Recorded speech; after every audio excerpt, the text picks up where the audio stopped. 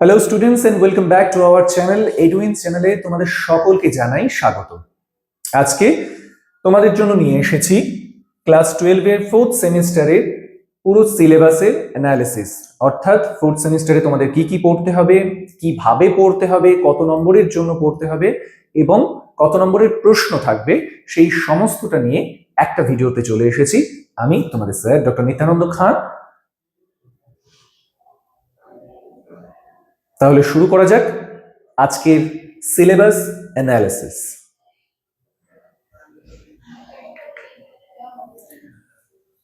প্রথমেই আমরা দেখে নেব কোন কোন বিষয় আমাদের পড়তে হচ্ছে, কোন কোন টপিকগুলো আমাদের গুরুত্বপূর্ণ এবং টপিকের থেকে কত নম্বরের কটা করে কোয়েশ্চেন আসবে। তোমরা সকলেই জানো 4th সেমিস্টারে তোমাদের কোয়েশ্চেনের প্যাটার্ন থাকছে এসএকিউ এবং এলএকিউ, অর্থাৎ শর্ট অ্যান্সার কোয়েশ্চেন্স এবং লং অ্যান্সার কোয়েশ্চেন। তো প্রথমে আমরা দেখে নেব আমাদের কোন কোন টপিকের জন্য কত নম্বর করে রয়েছে এবং কতগুলো করে প্রশ্ন আসছে, প্রতিটি প্রশ্নের মান কত, সর্বোচ্চ কত নম্বর থাকছে এবং কটি প্রশ্ন থাকছে। সুতরাং এবার আমরা সরাসরি চলে যাব আমাদের সিলেবাসে কোয়েশ্চেন প্যাটার্নস এবং কত মার্কস রয়েছে, মার্কস অ্যালটেড কত রয়েছে সেই বিষয়ে। প্রথমেই রয়েছে গদ্য।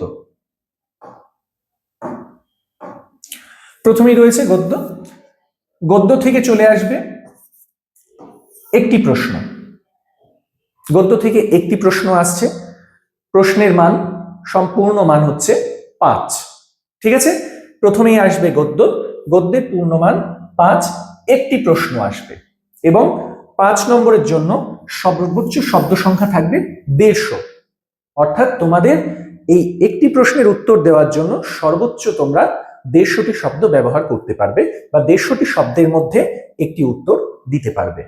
প্রশ্ন তোমাদের একটি অ্যাটেন্ড করতে হচ্ছে এবং সেই প্রশ্নের মান থাকবে 5। কবিতার ক্ষেত্রেও তাই, প্রশ্নের মান থাকছে 5 এবং প্রশ্ন থাকছে একটি, অর্থাৎ একটি তোমাদের লিখতে হবে, বিকল্প প্রশ্ন থাকবে, তার মধ্যে যে কোনো একটি তোমাদের লিখতে হবে। এখানেও থাকছে 5 নম্বর এবং শব্দ সংখ্যা থাকছে 150 শব্দের মধ্যে তোমাদের 5 নম্বরের উত্তরটা লিখতে হচ্ছে 150 শব্দের মধ্যে। এরপর আসছে নাটক। নাটকের পূর্ণমান 5, প্রশ্ন সংখ্যা 1, অর্থাৎ একটি প্রশ্ন লিখতে হবে। নাটকে তোমাদের আছেও একটাই, তো একটি প্রশ্নের জন্য তোমাদের 5 নম্বরের প্রশ্ন তোমাদের অ্যাটেন্ড করতে হচ্ছে এবং একইভাবে 150 শব্দের মধ্যে তোমাদের উত্তরটা কমপ্লিট করতে হবে। ঠিক আছে, তারপরে আসছে পূর্ণাঙ্গ সহায়ক গ্রন্থ। পূর্ণাঙ্গ সহায়ক গ্রন্থ থেকে দুটো প্রশ্ন তোমাদের অ্যাটেন্ড করতে হবে, দুটো প্রশ্ন তোমাদের লিখতে হবে, প্রত্যেকটি প্রশ্নের মান 5। সুতরাং দুটো প্রশ্নের মান দাঁড়াচ্ছে 10। বোঝা গেল? পূর্ণাঙ্গ সহায়ক গ্রন্থ থেকে তোমাদের দুটো প্রশ্ন লিখতে হবে, বিকল্প প্রশ্নের মধ্যে লিখতে হবে দুটো প্রশ্ন, যাদের যে প্রশ্ন দুটোর প্রত্যেকটির মান 5 নম্বর করে এক একটি প্রশ্ন। দুটো প্রশ্ন লেখার ফলে মোট তোমাদের 10 নম্বরের অ্যান্সার দিতে হচ্ছে। বাংলা শিল্প সাহিত্য ও সংস্কৃতির ইতিহাস থেকে তোমাদের একটি প্রশ্ন লিখতে হবে, প্রশ্নের মান থাকবে 5, অর্থাৎ 5 নম্বরে থাকবে প্রশ্নটি এবং শব্দ সংখ্যা একই থাকছে 150। সবশেষে রয়েছে প্রবন্ধ রচনা বা এসে রাইটিং, এটা অনুচ্ছেদ রচনা হিসেবেও পরিচিত। এর পূর্ণ মান 10, একটি রচনা করতে হবে বা একটি রচনা লিখতে হবে, তার পূর্ণ মান থাকবে 10, অতএব একটি প্রশ্নের ফুল মার্কস থাকছে 10। ঠিক আছে, তাহলে এই হলো মোটামুটি নম্বর বিভাজন, আর এই নম্বর একসঙ্গে যোগ করে আমরা পাচ্ছি 40। তাহলে মোট 40-এ এই পরীক্ষাটা আমাদের দিতে হচ্ছে এবং 40 নম্বরটা এইভাবে ভাগ করা রয়েছে। ঠিক আছে, সবচেয়ে বেশি নম্বর রয়েছে প্রবন্ধ রচনায় 10 নম্বর। একটুখানি আমাদের এক্ষেত্রে একটু খেয়াল রাখতে হবে যে বাকিগুলো কিন্তু নাম্বার ভেঙে দেওয়া রয়েছে, যে ক্ষেত্রে নাম্বার পাওয়াটা অনেক সহজ, কিন্তু শুধুমাত্র প্রবন্ধ রচনা বা অনুচ্ছেদ রচনার ক্ষেত্রে কিন্তু একটি রয়েছে লিখতে হবে, একটি প্রশ্ন লিখতে হবে এবং সেটি কত নম্বরের, সেটা হচ্ছে 10 নম্বরের। সুতরাং এই ক্ষেত্রে কিন্তু আমাদের যথেষ্ট যত্ন সহকারে আমাদের এই পর্বটা শিখতে হবে বা এটাকে পরীক্ষার খাতায় লিখতে হবে। এবার আমরা চলে যাব গদ্য, পদ্য, কবিতা, নাটক, শিল্প, সাহিত্য, সংস্কৃতির ইতিহাস, এই সব কিছুর মধ্যে কি কি পয়েন্ট রয়েছে, এবং এইগুলো বাদে আরো একটা টপিক থেকে আছে, সেটা হচ্ছে প্রজেক্ট বা প্রকল্প, যেটা বিভিন্ন প্রজেক্টের মধ্যে টপিকের মধ্যে যে কোনো একটা টপিক নিয়ে লিখতে হবে। সেটাও আমরা ডিটেলসে এই ভিডিওতেই আলোচনা করব। আমাদের এই নাম্বারের বিভাজন ছাড়াও বা নম্বর কত, কোথায় কোন প্রশ্নে কত নম্বর রয়েছে, এটা ছাড়াও কিন্তু প্রকল্পের প্রশ্নোত্তরগুলো রয়েছে বা প্রকল্পের বিষয়টাও রয়েছে।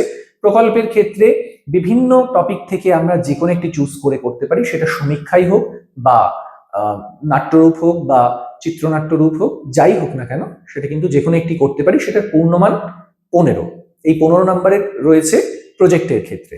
তো এবার ডিটেলসে দেখে নেওয়া যাক গদ্য, পদ্য বা কবিতা, নাটক, পূর্ণ সহায়ক গ্রন্থে কোনটা কিভাবে কতটুকু পড়তে হবে এবং কিভাবে পরীক্ষার খাতায় লিখতে হবে। প্রথমেই আসা যাক গল্প বা গদ্য। পূর্ণমান 5, শব্দ সংখ্যা অনধিক 150। আমাদের ক্লাস 12-এর 4th সেমে যে দুটো গল্প আছে, হলুদ পোড়া মানিক বন্দ্যোপাধ্যায়ের লেখা আর হারুন সালেমের মাসি মহাশ্বেতা দেবীর লেখা, ঠিক আছে? এই গল্প দুটোর ক্ষেত্রে আমাদের কোন কোন বিষয় মাথায় রাখতে হবে এই গল্প দুটো পড়ার ক্ষেত্রে? কোয়েশ্চেন প্যাটার্নস একই থাকছে, এসএকিউ, এলএকিউ। এই ক্ষেত্রে গুরুত্বপূর্ণ বিষয় বলে আমরা দিয়ে দিয়েছি। গুরুত্বপূর্ণ বিষয় কি কি? লেখক পরিচিতি, অর্থাৎ মানিক বন্দ্যোপাধ্যায় এবং মহাশ্বেতা দেবীর পরিচয় কি, তাদের ব্যাকগ্রাউন্ডটা কি, এবং তাদের সাহিত্যিক সত্তার পরিচয় কি, সাহিত্যিক হিসেবে তাদের পরিচয় কি, বা সাহিত্যিক হিসেবে তারা কোন কোন আরো কি কি গ্রন্থ লিখেছেন, কি কি পুরস্কার পেয়েছেন, তাদের জন্ম মৃত্যু তারিখ, এই সমস্ত কিছুই আমাদের জানতে হবে। সেটা পড়ে যাচ্ছে লেখক পরিচিতির মধ্যে। তারপর আসছে গ্রন্থের উৎস। গ্রন্থের উৎস বলতে এই যে হলুদ পোড়া গল্পটি রয়েছে, এই গল্পের মূল গল্পগ্রন্থ কোনটি, কত সালে প্রকাশিত হয় গল্পগ্রন্থটি, মানে এই গল্পটি কোনো পত্রিকায় প্রকাশিত হয়েছিল কিনা, কোন পত্রিকার কোন সংখ্যায় প্রকাশিত হয়েছিল, সেটাও কিন্তু জানতে হবে। এরপর আছে রচনার প্রেক্ষাপট। হলুদ পোড়া গল্পটি কোনো বিশেষ পরিস্থিতি বা কোনো ঘটনা বা কোনো বিশেষ সময়কে অবলম্বন করে লেখা কিনা, সময়কে ভিত্তি করে লেখা কিনা, সেটাও কিন্তু আমাদের জানতে হবে। তার সঙ্গে রয়েছে নামকরণ। কেন গল্পটির নাম হলুদ পোড়া দেওয়া হলো, বা হলুদ পোড়া গল্পের নামকরণের সার্থকতা। যদি এই নামকরণের নেপথ্যে অন্য কোনো কারণ থেকে থাকে, সেটাও কিন্তু আমাদের জানতে হবে। ঠিক একই রকম ভাবে হারুন সালেমের মাসি, লেখক পরিচিতি তো আমরা অবশ্যই জানবো, তার সঙ্গে জানবো গ্রন্থের উৎস।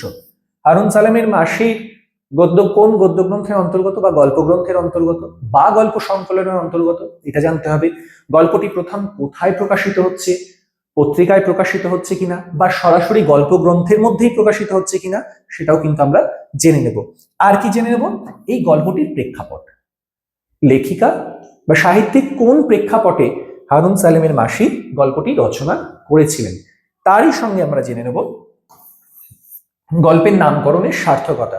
যদি এই গল্পের নামকরণের নেপথ্যে কোনো বিশেষ কারণ থেকে থাকে, সেই জিনিসটাও কিন্তু আমরা সমানভাবে গুরুত্ব দিয়ে জানব। তাহলে এইভাবে আমরা 5 নম্বরের একটি প্রশ্নের জন্য বিকল্প প্রশ্ন থেকে যে কোনো একটি প্রশ্ন আমরা বেছে নিয়ে আমাদের লিখতে হবে, এবং 150 শব্দের মধ্যে সেটা কমপ্লিট করতে হবে। 150 শব্দের মধ্যেই উত্তরটা লিখতে হবে, ঠিক আছে? চলে যাব পরবর্তী প্রশ্নে,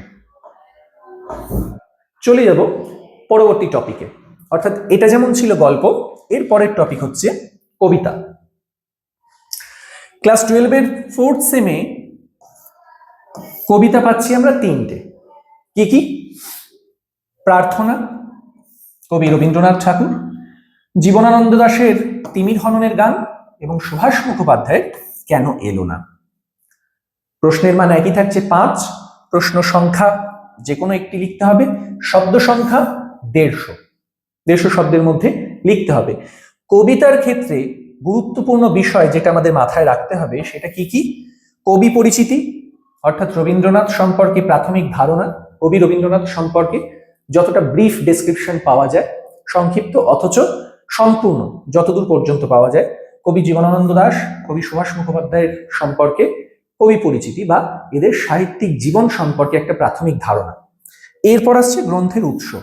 এই যে কেন এলো না, তিমির হননের গান বা প্রার্থনা, এগুলো মূল গ্রন্থ কি, এই কবিতাগুলি কোন কাব্যগ্রন্থের অন্তর্গত, সেই কাব্যগ্রন্থের প্রকাশকাল, প্রথম প্রকাশকাল, ঠিক আছে, এগুলো জানতে হবে।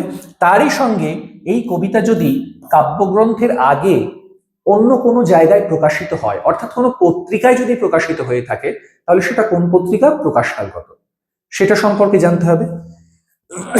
তারপর আসছে বিষয় সংক্ষেপ।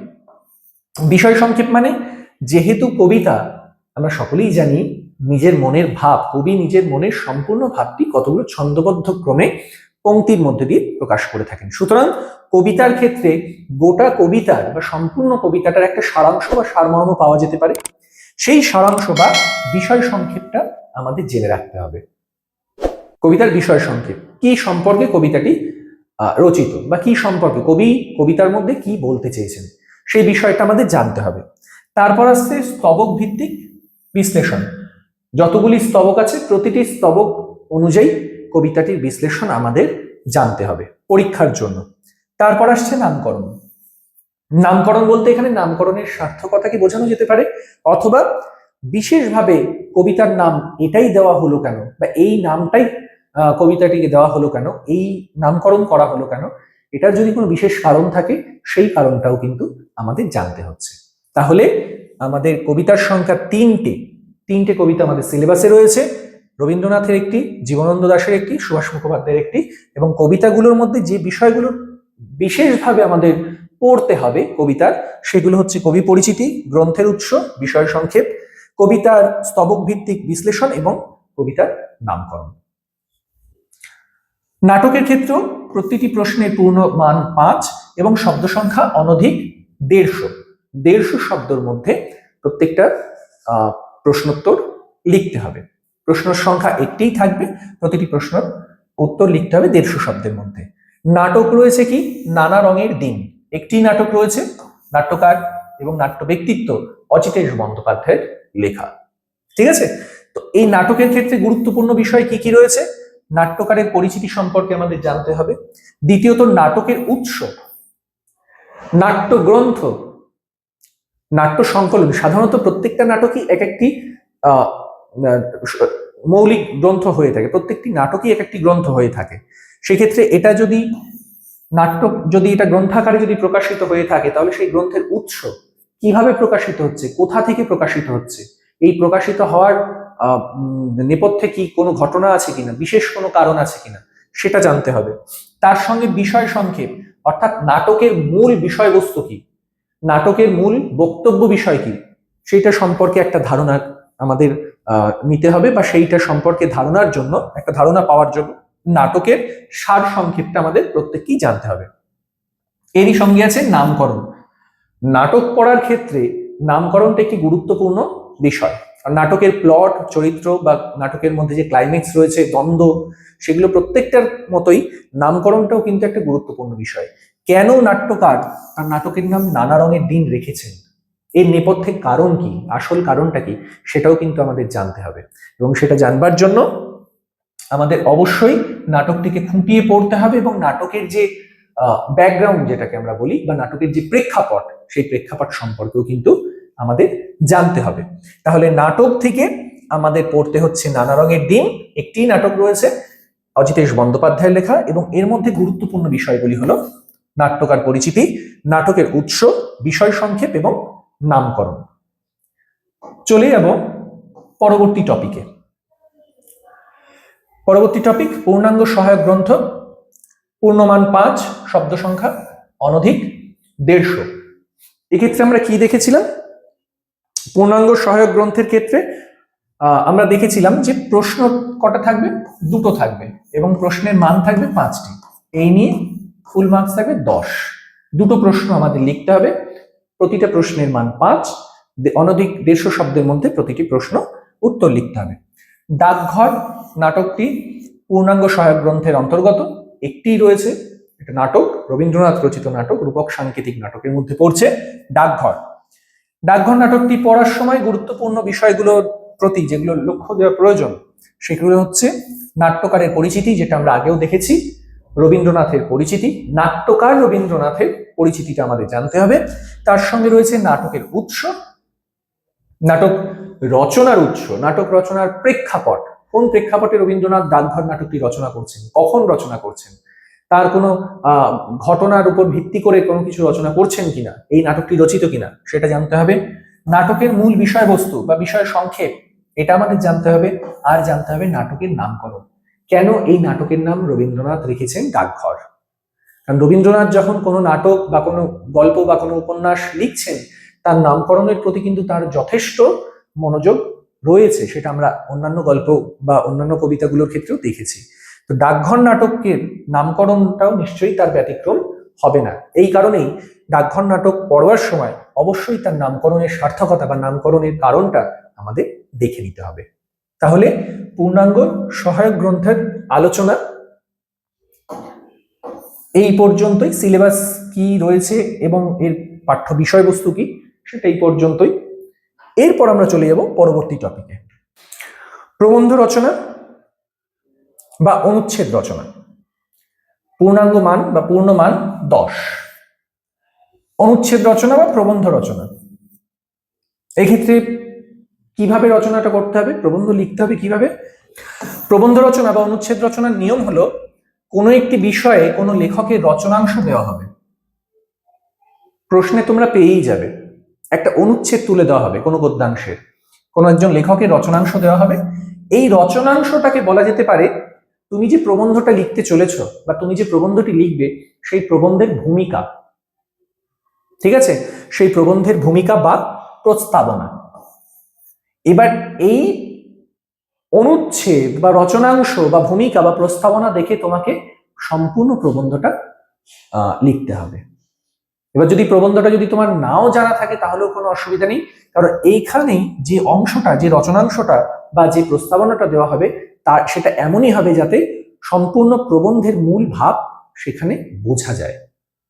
সুতরাং পুরোটাই প্র্যাকটিসের উপর নির্ভর করছে এবং যথাযথভাবে শেখার উপর নির্ভর করছে, ঠিক আছে। তো প্রবন্ধ রচনা বা অনুচ্ছেদ রচনার ক্ষেত্রে কি কি আমাদের লক্ষ্য রাখতে হবে, সেটা হচ্ছে যে অনুচ্ছেদ দেওয়া রয়েছে সেটাকে ভালো করে পড়া এবং তার যে মূল ভাব, যা বলতে চাওয়া হয়েছে ওখানে সেটাকে বুঝে নিয়ে এবং সেটাকে ভূমিকা হিসেবে ধরে বাকি অনুচ্ছেদটা আমরা সম্পূর্ণ করব, ঠিক আছে। অনুচ্ছেদ রচনার ক্ষেত্রে পূর্ণমান দেওয়া হয়েছে 10। একটি অনুচ্ছেদ লিখতে হবে বা প্রবন্ধ লিখতে হবে এবং সেটি 10 নম্বরের। এই পর্যন্ত হচ্ছে প্রবন্ধ রচনা বা অনুচ্ছেদ রচনা। এরপর আসছে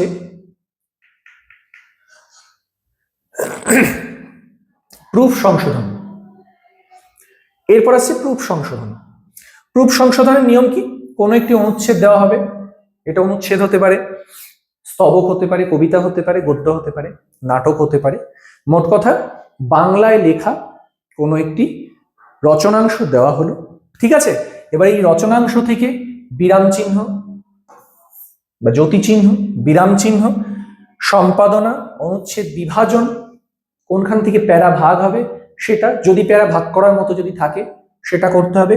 আর কি করতে হবে, বানান, শিরোনাম এগুলো দেখতে হবে। অর্থাৎ লেখক কোনো একটি কিছু, কোনো তার রচনা লেখার পর সেটা যখন ছাপাখানায় যায়, ছাপাখানায় গিয়ে প্রথমেই কার কাছে আসছে, প্রথমে আসছে, এখন যদিও কম্পিউটার হয়ে গেছে, ডিটিপি হয়ে গেছে, অনেকে কম্পিউটারেও লেখেন বা ল্যাপটপে লেখেন, সেটা তারপর কোথায় যায়, যাচ্ছে প্রুফ রিডারের কাছে।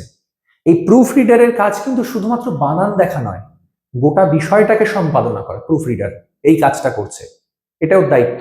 শুধুমাত্র কোথায় বানান ভুল হয়েছে সেইটুকুনি দেখবে না, সামগ্রিকভাবে প্রুফ রিডার কি দেখবে, সামগ্রিকভাবে রচনাটা ছাপাযোগ্য হচ্ছে কিনা।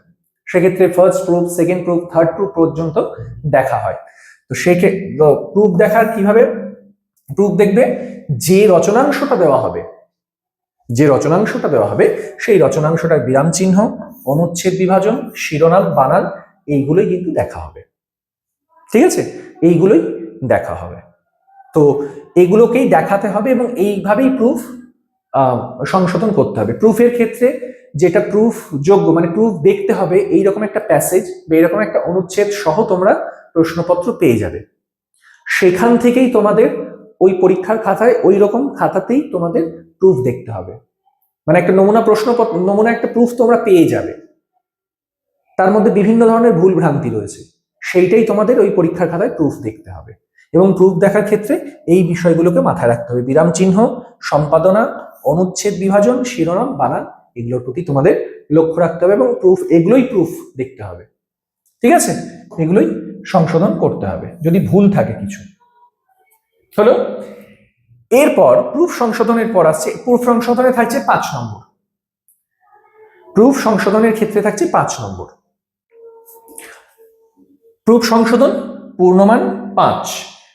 এই প্রুফ সংশোধনের পর যেটা বাংলা শিল্প সাহিত্য এবং সংস্কৃতির ইতিহাস থেকে যেটা নেওয়া হচ্ছে সেটা হলো বাংলার চলচ্চিত্রকলার ইতিহাসের সংক্ষিপ্ত একটা পরিচয় এবং বাঙালির চলচ্চিত্রের ইতিহাসের সংক্ষিপ্ত পরিচয়।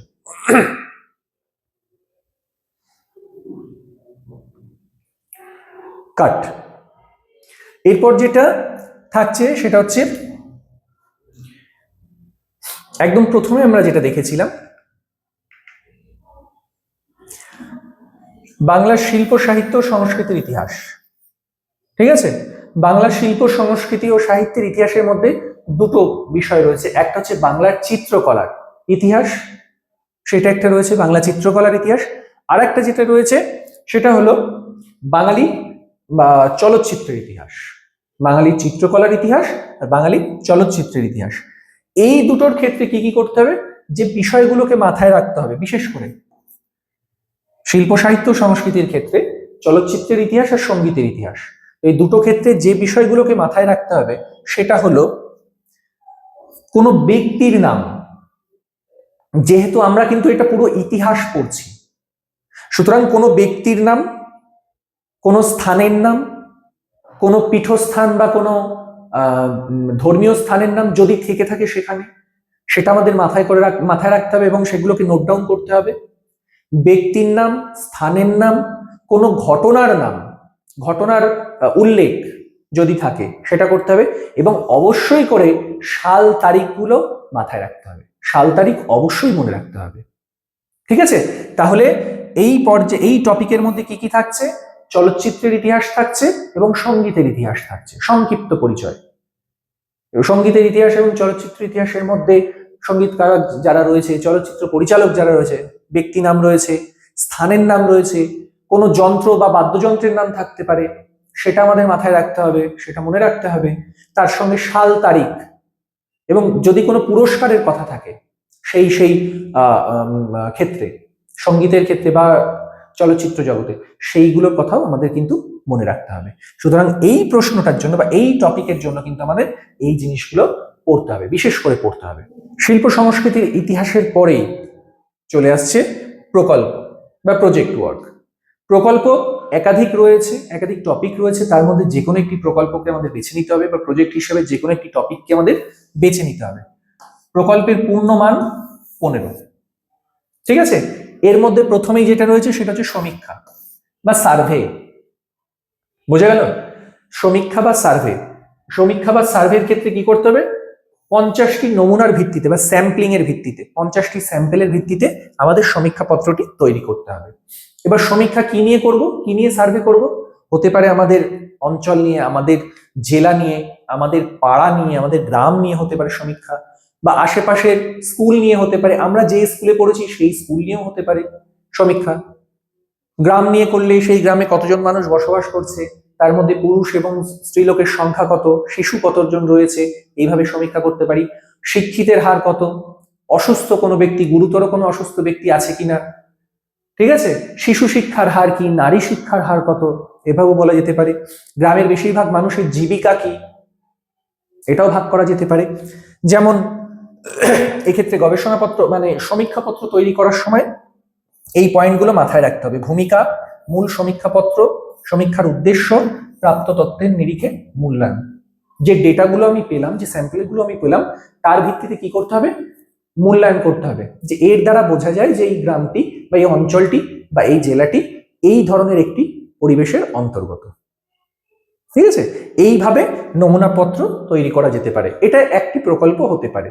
আমরা নমুনাপত্র মানে 50টি নমুনার ভিত্তিতে বা স্যাম্পেলের ভিত্তিতে আমরা সমীক্ষাপত্র তৈরি করতে পারি। এটা গেল 1 নম্বর। প্রকল্পের মধ্যে অন্য একটি টপিক রয়েছে, সেটা কি? গল্পের নাট্যরূপ এবং গল্পের চিত্রনাট্য। ঠিক আছে, কোনো একটি গল্প, বিখ্যাত কোনো লেখকের গল্প বা যে কোনো সাহিত্যিকের গল্প বা গল্পাংশ, সেখান থেকে কি করা হচ্ছে? সেই গল্পের নাট্যরূপ দেওয়া হচ্ছে। নাট্যরূপের মধ্যে লিখতে গিয়ে শব্দ সংখ্যা কত থাকবে? 2000 থেকে 4000। 2 থেকে 4000 মধ্যে, 2000 শব্দ থেকে 4000 শব্দের মধ্যে সেই গল্পের নাট্যরূপ আমাদের লিখতে হবে। অথবা যদি নাট্যরূপ না লিখি তাহলে এটাও আমরা চুজ করতে পারি, এটাও আমরা বেছে নিতে পারি, কোনো একটি গল্পের চিত্রনাট্য, যেটাকে বলা হচ্ছে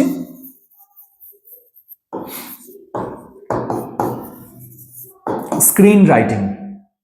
ঠিক আছে, চিত্রনাট্য যেটাকে বলা হচ্ছে স্ক্রিন রাইটিং, এটাও হতে পারে, এটাও হতে পারে। সুতরাং কোনো গল্প আমরা নাট্যরূপ তৈরি করতে পারি বা কোনো গল্প থেকে আমরা চিত্রনাট্য তৈরি করতে পারি। নাট্যরূপ যদি আমরা লিখি, নাট্যরূপের ক্ষেত্রে কি হবে? দৃশ্য বিন্যাস হবে। দৃশ্য 1 2 3 4 এইভাবে দৃশ্য। আর যদি আমরা চিত্রনাট্য লিখি, তাহলে সিন করে লিখবো। সিন 1, সিন 2,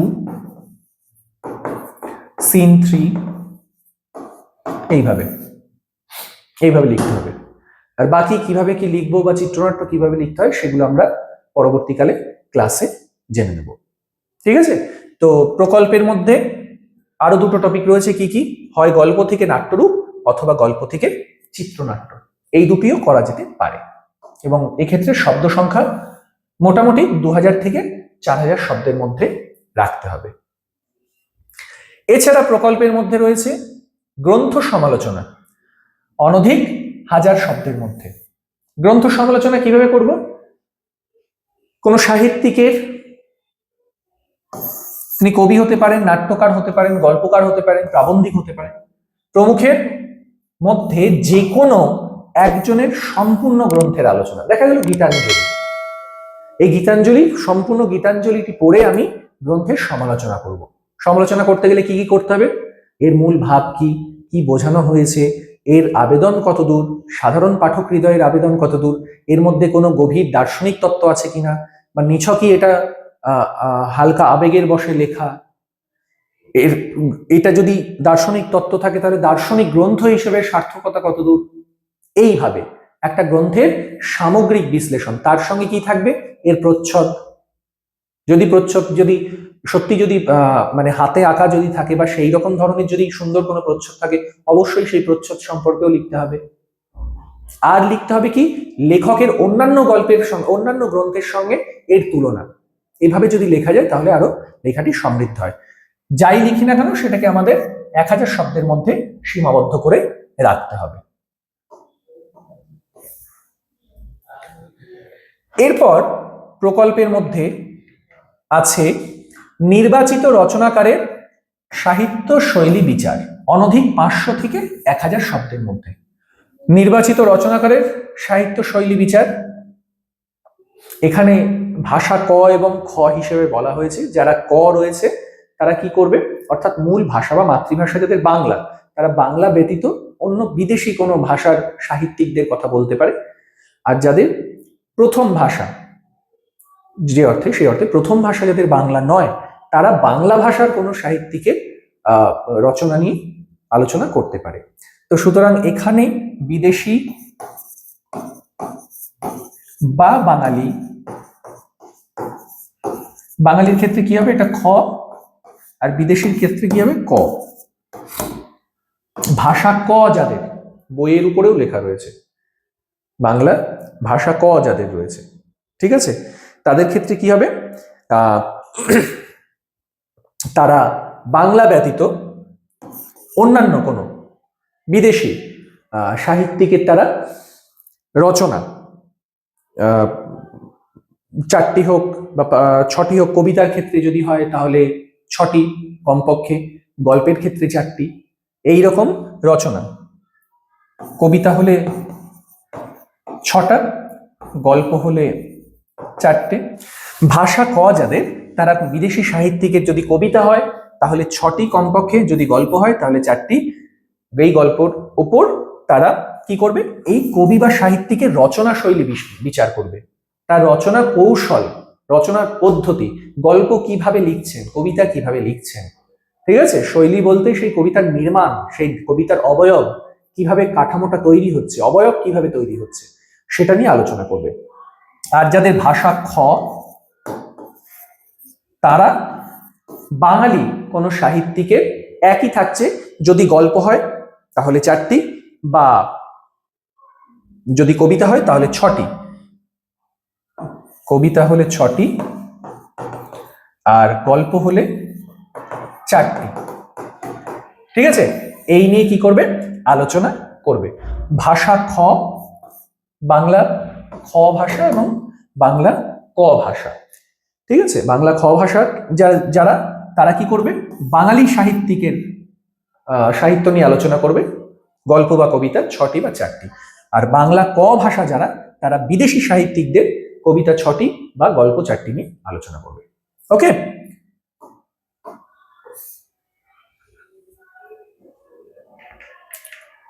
এর পরের প্রকল্প যদি আমরা ওটা যদি না করি তাহলে এটাও করা যেতে পারে। নির্দিষ্ট ঐতিহাসিক কালপর্বে সাহিত্য সংস্কৃতির বিকাশ ও বিবর্তনের তথ্যানুসন্ধান। ধরা যেতে পারে সেটা 19 শতক হতে পারে বা 20 শতক হতে পারে। একটা নির্বাচিত কালপ্রবাহে, কালখণ্ডে, নির্বাচিত একটা টাইম স্প্যানের মধ্যে কি হচ্ছে, সেই সময়কার বাঙালির ভাষা, খাদ্যাভ্যাস, পোশাক, গৃহ নির্মাণ, সঙ্গীত, নাটক, খেলাধুলো, ভাস্কর্য, চিত্রকলা, চলচ্চিত্র কিভাবে ডেভেলপ করছে, কিভাবে তৈরি হচ্ছে। যেমন আমরা যদি ধরি 19 শতক, কেমন 19 শতকের কলকাতা বা 19 শতকের বাংলা, যাকে রেনেসাঁ বলা হচ্ছে বা নবজাগরণ বলা হচ্ছে। নবজাগরণের সময় বাঙালির খাদ্যাভ্যাস, ভাষা, চিত্রকলা, ভাস্কর্য, খেলাধুলা, গৃহ নির্মাণ, সঙ্গীত, নাটক কেমন ছিল, সাহিত্য কেমন ছিল, মানুষের আর্থসামাজিক অবস্থা কেমন ছিল, সেটা নিয়েও আমরা কিন্তু প্রকল্প করতে পারি বা প্রজেক্ট করা যেতে পারে, ঠিক আছে। এটা গেল। এছাড়া প্রকল্পের অন্য একটি টপিক হলো নির্বাচিত সাহিত্য সৃষ্ট চরিত্রের জীবনী নির্মাণ। বাংলা সাহিত্যের উল্লেখযোগ্য কিছু চরিত্র যেমন ফেলুদা, ঘনাদা, টেনিদা, শঙ্কু, সদাশিব, রিজুদা, পাগলা দাশু, গোগল, কাকাবাবু, কিকিরা, হাদাহুদা বা নন্টেপন্টে বা হর্ষবর্ধন, গোবর্ধন, এদের চরিত্রগুলো নিয়ে এদের সামগ্রিকভাবে এদেরকে নিয়ে যে সমস্ত গল্পগুলো রয়েছে সেগুলো পড়ে সেখান থেকে এদের স্বভাব, অভ্যেস বা এদের বিশেষ যদি গুণাবলী থাকে সেগুলো, বা এদের সামগ্রিক চরিত্র কেমন সেটা, এরা কোনো কমিক চরিত্র বা কোনো গোয়েন্দা চরিত্র অথবা কোনো হাস্য চরিত্র, এই ধরনের যা কিছু আছে সেটা নিয়ে সম্পূর্ণরূপে একটা জীবনী নির্মাণ করতে হবে। মানে তার জীবনী আলেখ্যটা রচনা করা, ঠিক আছে। যেমন ফেলুদা গোয়েন্দা হিসেবে কেমন, ফেলুদা পড়াশোনা কতদূর, ফেলুদা কি কি পড়তে ভালোবাসে, কি কি কোন মুভি দেখতে ভালোবাসছে, বা তার প্রিয় ছবি কি, তার প্রিয় সিনেমা কি, প্রিয় সাহিত্যিক কে, এই রকম করে নিয়ে সে বিভিন্ন সিচুয়েশনে, বিভিন্ন অবস্থায় তার কিভাবে বুদ্ধি দিয়ে কিভাবে সেই পরিস্থিতি থেকে বেরিয়ে আসছে, কিভাবে সে একজন সফল গোয়েন্দা হয়ে উঠছে কেবলমাত্র বুদ্ধি দিয়ে, ঠিক আছে। তো এই সমস্তগুলো আলোচনা করতে হবে, এটাও আমরা করতে পারি প্রকল্প হিসাবে। ওকে, এছাড়া যেটা রয়েছে প্রকল্পের সর্বশেষ টপিক হচ্ছে নির্বাচিত সাহিত্যিকদের সাহিত্য অবদান সম্পর্কিত প্রকল্প নির্মাণ। নির্বাচিত সাহিত্যিকদের মধ্যে কে কে আছে? উপেন্দ্র কিশোর রায়চৌধুরী, দক্ষিণারঞ্জন মিত্র মজুমদার, সুকুমার রায়, অবনীন্দ্রনাথ ঠাকুর, প্রেমেন্দ্র মিত্র, শরদিন্দু বন্দ্যোপাধ্যায়, লীলা মজুমদার, নারায়ণ গঙ্গোপাধ্যায়, শিবরাম চক্রবর্তী, সত্যজিৎ রায়, শীর্ষেন্দু মুখোপাধ্যায়, হিমানীশ গোস্বামী, নারায়ণ দেবনাথ, শৈলেন ঘোষ। এদের মধ্যে যে কোনো একজন, অনধিক 2000 শব্দের মধ্যে যে কোনো একজনের সম্পর্কে তাদের সাহিত্যিক প্রতিভা বা সাহিত্য অবদান, বাংলা সাহিত্যে তাদের গুরুত্ব কতটা, তারা কি কি সাহিত্য রচনা করেছেন এবং বাংলা সাহিত্যে মৌলিক রচনা হিসেবে তাদের সাহিত্যের স্থান কোথায়, এইগুলো আমাদের, এটা নিয়েও আমরা একটা লঘু গবেষণাপত্র তৈরি করতে পারি বা প্রবন্ধ তৈরি করতে পারি বা প্রবন্ধ লিখতে পারি 2000 শব্দের মধ্যে। ঠিক আছে, এইটা হলো এতদূর পর্যন্ত আমরা যা আলোচনা করছি সেটা ক্লাস 12 এর বাংলার 4th সেমের সিলেবাসের একটা ডিটেল অ্যানালিসিস। ঠিক আছে, তাহলে এখানেই আমাদের ক্লাস 12 এর 4th সেমের বাংলার ডিটেলস সিলেবাসের অ্যানালিসিস শেষ হচ্ছে। এবং যেভাবে যে দিকগুলোকে আমরা এখানে ফোকাস করেছি বা যে দিকগুলোর কথা এখানে বলেছি গুরুত্বপূর্ণ বিষয়, সেগুলো ভাবে এগুলো যদি পড়া যায় বা এগুলো বাংলা বিষয়টাকে যদি এইভাবে যদি গুরুত্ব দিয়ে যদি আমরা পড়তে পারি, তাহলে অবশ্যই পরীক্ষায় ভালো ফল আশা করতে পারবো। ঠিক আছে, তাহলে এখানেই আমাদের সিলেবাসের যে অ্যানালিসিস সেটা শেষ করছি। দেখা হচ্ছে নেক্সট ভিডিওয়। অনেক অনেক ধন্যবাদ। EduWings, learn, grow, succeed.